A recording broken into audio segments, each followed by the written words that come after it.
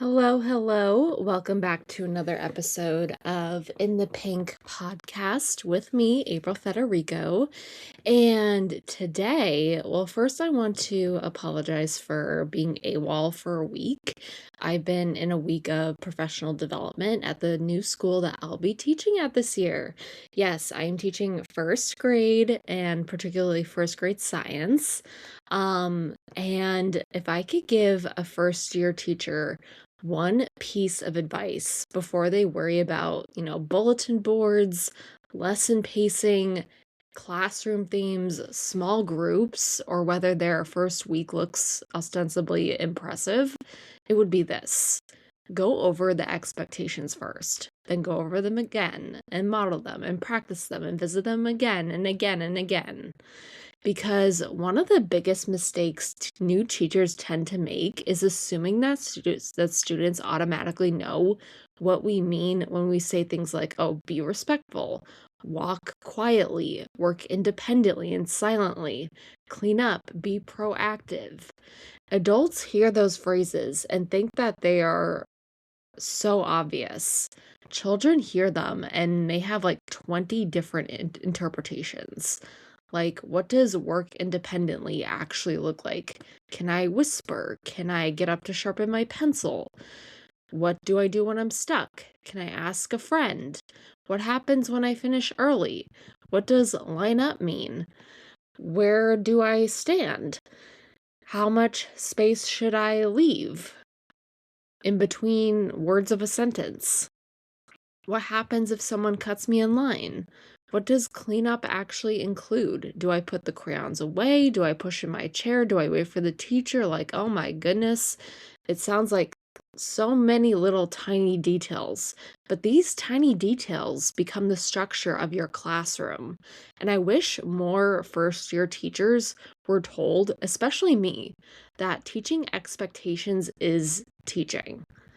I mean, it's not something you rush through so you can get to like the real academics. It's what makes the academics possible. Do not assume. Teach and teach the expectations. This is probably the biggest theme of the episode. If you want students to do something consistently, teach it explicitly. Don't just say when we're on the carpet, we listen. Show them what that means. Where do their bodies go? Where do materials go? What does listening look like? What happens if they have something they desperately want to say? What happens if they need to use the bathroom?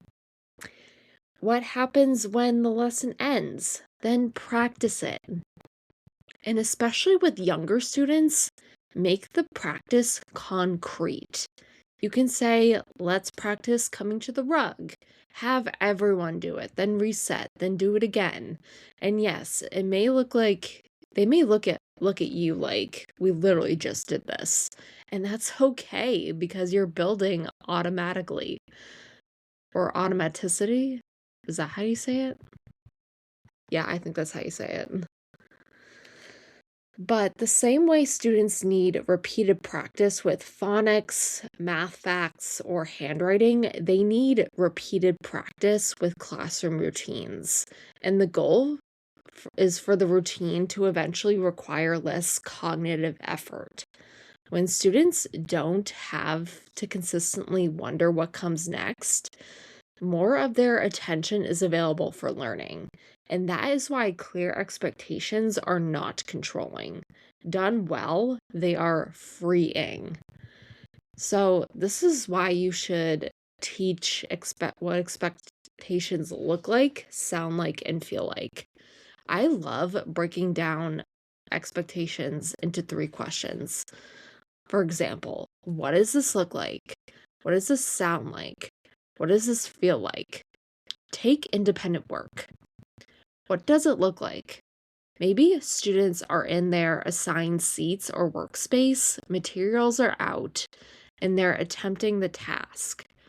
What does it sound like? Maybe it's silent. Maybe it's at whisper level. Maybe there is quiet partner support. It depends on your classroom. What does it feel like? Is it focused? Is it safe to make mistakes, which I hope it is? Able to ask for help appropriately, which again, I think it is. I think it should be, I should say. Now, students have something observable. Like, quote unquote, be good is not observable. Use a level 1 voice while you complete your work and raise your hand if you need help is. Clarity reduces conflict, and practice before you need it. Another thing I wish I especially knew as a first-year teacher last year, the worst time to introduce an expectations is often after it has already gone wrong. Teach transitions before the chaotic transition. Teach partner talk before the partner activity. Teach what to do when you finish early before 5 students simultaneously announce, "I'm done." Teach what happens when someone disagrees before the classroom discussion. Teach what to do when materials spill. Teach how to ask for help. Teach how to enter the room. Teach how to leave the room. Teach what happens after lunch. Teach how to use classroom supplies. Teach what cleanup means. This may feel tedious at first, but it pays you back later. Because every routine that becomes automatic is one less decision you have to make in the middle of a busy day. You will have to reteach expectations, and this one is huge. Students forgetting a routine does not necessarily mean the routine didn't work. Sometimes they need a reset. After a vacation, reteach. After a long weekend, review. Your class suddenly falls apart during transitions in February, go back and practice. A new student joins, review. You're noticing independent work becomes increasingly noisy, so you revisit the expectation. Do not be embarrassed to say, "We're not doing this routine the way we know how to do it, so we're going to practice again." That is not failure. That's instruction at its finest. We reteach academics when students need it. Behavioral and procedural expectations deserve the same mindset. Be consistent before you try to be creative. First-year teachers can feel pressure to make everything exciting, and I understand that wholeheartedly. We want students to love our classrooms, to be somewhere where they can feel safe. But especially at the beginning of the year, predictable can be more valuable than impressive. Children benefit from knowing what happens when I walk in. Where do I put my things? What happens after morning work? How do I get materials? What happens before lunch? How do we transition? Routines reduce uncertainty, and reduced uncertainty can support regulation. And this connects directly to my Cicero method. Regulation benefits from predictability. That's the +1, but honestly the most important. Confidence grows when students know how to navigate the environment successfully. Connection strengthens when expectations feel fair and consistent. Emotional resilience happens or grows when mistakes lead to reteaching rather than humiliation. And optimization happens when classroom systems make learning easier rather than adding unnecessary cognitive load. And please do not make rules you cannot maintain. This is another first-year trap. You can create 15 rules, then 20 other procedures, and then 7 reward systems, and then a behavior chart, then table points, then tickets, then an app. Then you've accidentally become an air traffic controller. Keep things manageable. If you create a system, ask, can I realistically use these every day? If not, you should simplify it. Because students do not need a complicated behavior economy. They need clarity, they need follow through, and they need to know that when you say something matters, it actually matters. 3 or 4 expectations that are consistently reinforced will usually outperform 15 that change depending on how overwhelmed you are. And going back to saying what you mean, consistency doesn't mean becoming rigid. It means your students should generally know what to expect from you. If you say we begin when voices are off, but then sometimes you begin when half the room is talking, you've taught a different expectation. If you say materials are on the table or pencils are out of sight and ignore it every day until suddenly you're furious on Thursday, students experience unpredictability. And unpredictability is hard for everyone, especially children. Just say what you mean and mean what you say. But also choose carefully what is actually worth enforcing. You do not need to turn every small behavior into a battle. Choose your non negotiables. A first year teacher can burn enormous amounts of energy trying to correct everything. Don't. Decide what truly matters. Safety should matter, respect should matter, protecting learning should matter, and protecting other students' dignity should matter. But ask yourself whether every minor preference needs to become a classroom law. Does the pencil absolutely have to be on the top right corner? Maybe, but why? Is it helping students? Is it helping the routine? Or is it simply something you've seen other teachers do? Be intentional about your practices and your classroom norms. Your expectations should serve the classroom. The classroom should not exist to serve the expectations. And this is where you should correct calmly and quickly. This took me time to understand.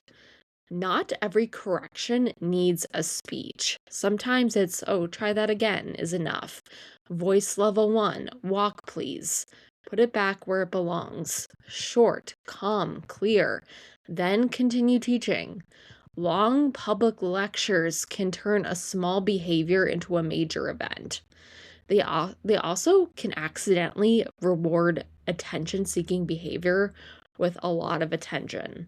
Correct the behavior, preserve dignity, then move on.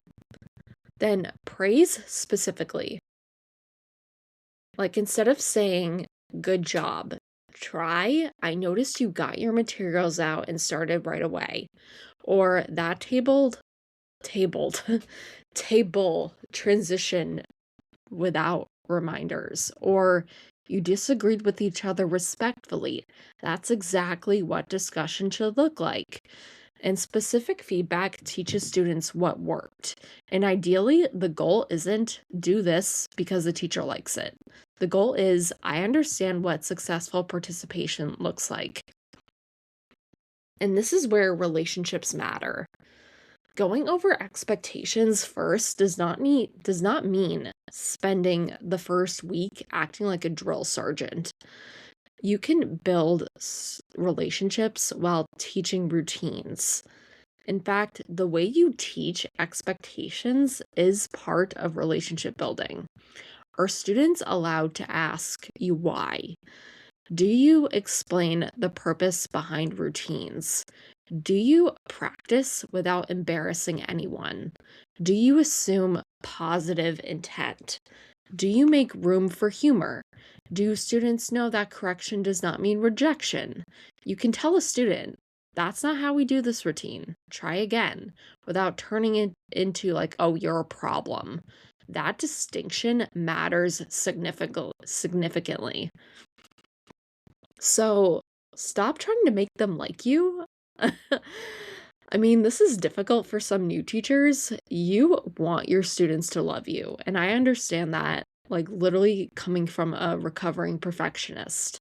But being liked cannot be the foundation of your classroom management. Sometimes caring about students means saying no. Sometimes it means holding the boundary. Sometimes your student will be annoyed with you. They may even tell you, and you can survive that.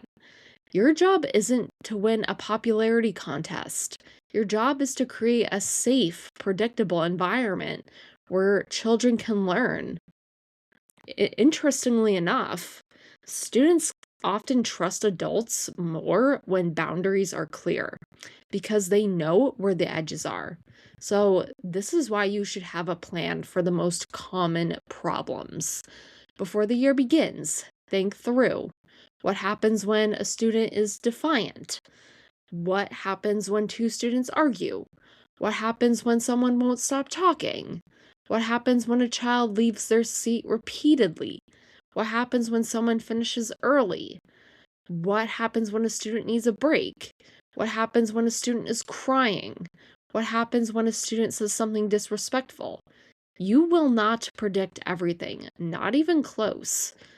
But thinking through common scenarios prevents you from having to invent a response while dysregulated. And sometimes the best plan is incredibly simple. Pause, get calm, protect safety, address the behavior, reconnect, and then move forward. And don't threaten consequences you won't give. We've all heard something like, if you do that one more time, we're not having recess. By the way, you legally cannot take away recess. You can't. Like, no, you're not. And the students know that you're not. Avoid escalating consequences emotionally. Take a second, state something realistic, follow your school's policies. And remember that consequences should ideally be connected to learning, safety, restoration, or accountability, not revenge. The goal is not, how can I make this child suffer enough to regret annoying me? The goal is, how do we address what happened and then return it to a productive environment? And do not take every behavior personally. Your student did not wake up this morning thinking, how can I destroy Miss Federico's phonics block today? Probably. I mean, children are thinking or learning how to function in groups. They are learning impulse control. They are learning language. They are learning emotional regulation. They are learning how to disagree. They are learning what happens when they are frustrated. You are teaching human beings who they are still developing. Correct what needs correcting, but don't turn every behavior into evidence that you're losing control. Your classroom will need different things than someone else's. Another thing I wish I knew. You can take inspiration from other teachers without copying their entire system. A strategy can be brilliant for one class and completely useless for another. Your students may need more movement, more visuals, longer transition time, more structured partner talk, fewer systems, more explicit modeling, different consequences, different reinforcement, and that's okay. Responsive teaching includes responsive classroom management. And with this, you want to build routines that protect you too. This is something that does not get discussed enough. Classroom routines should not only make things easier for students, they should reduce the teacher workload. Can students independently get supplies? Can they turn in work without asking you? Do they know what to do when they finish early? Can they solve small problems without calling your name every 30 seconds? Do classroom jobs actually help? Can students reset materials? Teacher sustainability matters. A system that requires you to personally manage every tiny action all day is not sustainable. You are allowed to design your classroom so that students gradually become more independent. In fact, you should. So overplan less, prepare smarter. First year teachers can spend hours creating beautiful plans for a 15-minute activity. Ask yourself this: what is the learning goal? What do students need to do to reach it? What might they misunderstand? What will they do if they already know it? And what will I do if they don't? Those questions usually matter more than whether your slides have matching fonts. A simple lesson with responsive teaching can be stronger than a spectacular lesson that leaves no room for students to be actual humans. Find your people. You need people you can ask, like, oh, is this normal? Because the answer will frequently and most often will be yes. Find a mentor. Find another teacher. Find someone who remembers what being new feels like. Ask questions. Watch other teachers. Steal professionally good routines. And please don't assume that asking for help makes you look incompetent. You are learning an enormously complex profession. You should have questions. And one thing that I've actually got told a lot in my first year was to document the wins. Your brain will naturally remember the difficult moments. Like, oh, the student who cried, the parent email, the lesson that failed, the observation comment. So create evidence of the opposite. Write down something funny a student had said. Save a kind note. Take a picture of work you're proud of within your school's private policies. And keep a list called Things That Worked. On hard days, read it over and over again, because you are going to need evidence that one difficult day does not represent the whole year. And I think this is the last tip. I might be wrong. Actually, no, it's the second to last. Go home. I mean it. Go home. Not every night at exactly contract time. Sometimes there's something you genuinely want or need to finish, but do not make chronic overwork your baseline. There will always be another thing you could do. Your students need a teacher tomorrow more than they need a prettier worksheet tonight. You're allowed to leave something unfinished. And finally, give yourself a first year. This may be my biggest tip as someone who's in her fearless era of teaching. Let yourself be new. Don't spend your first year constantly apologizing for not teaching like someone in year 15. Your first year is going to teach you things no textbook could. You'll learn when to stop talking. You'll learn which transitions need more time. You'll learn which battles are not worth fighting. And you'll learn that in your personal life too.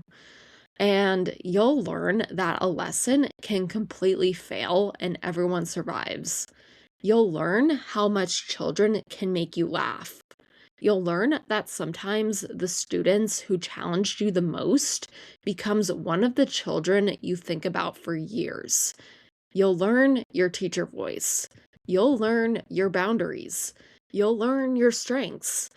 You'll discover things you want to change, and slowly but surely, you will begin to trust yourself as a teacher. But please, begin with the expectations before the elaborate lessons, before the decorations, before trying to become everyone's favorite teacher. Teach children how your classroom works. Tell them what respect looks like. And teach them how to ask for help. Teach them how to disagree. And teach them how to move through the space. And teach them what happens when they make mistakes. Teach them what happens when you make mistakes. Teach the routines, practice them, revisit them over and over again, and build the academics on top of that foundation. Because classroom culture isn't something that magically appears because you wrote 3 rules on a poster. You teach it again and again. And if I could say one thing to every first year teacher walking into their classroom for the first time, it would be, you don't need to prove that you already know how to do this. You need to be willing to learn how. Set the expectations, build the routines, know your non-negotiables, be consistent, be warm, be willing to reset. And when something inevitably goes off the rails, don't immediately decide you're terrible at teaching. Take the information, adjust, come back tomorrow, because your first year isn't about becoming the perfect teacher. It's about building the foundations that will eventually help you become your kind of teacher, the kind of teacher that you needed. And with that being said, I have felt this overwhelming urge to reach out to my first grade teacher, primarily because I am teaching first grade. And I reached out to her last year in my first year of teaching, and I got the warmest response. Sorry, I'm still trying to English after this weekend. And yeah, this is your sign to reach out to that teacher and tell them that you're the teacher that made me aspire to become a teacher, and vice versa. Probably not vice versa. I don't know what I'm saying. Sorry, I'm really tired. But at the same time, you do need to teach these expectations first thing. Even when they seem boring, they actually set the tone for the rest of the year. And that has been an episode of In the Pink. If you listen to this episode in full, I want you to comment on Spotify your favorite thing, and be sure to review on Apple Podcasts. In fact, I actually got a review on Apple Podcasts. This one is from, give me one second.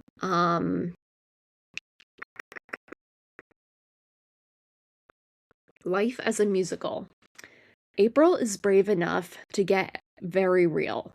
She does a wonderful job talking about the difference between psychology and pop psychology, and explains ADHD in women and girls in a super relatable way.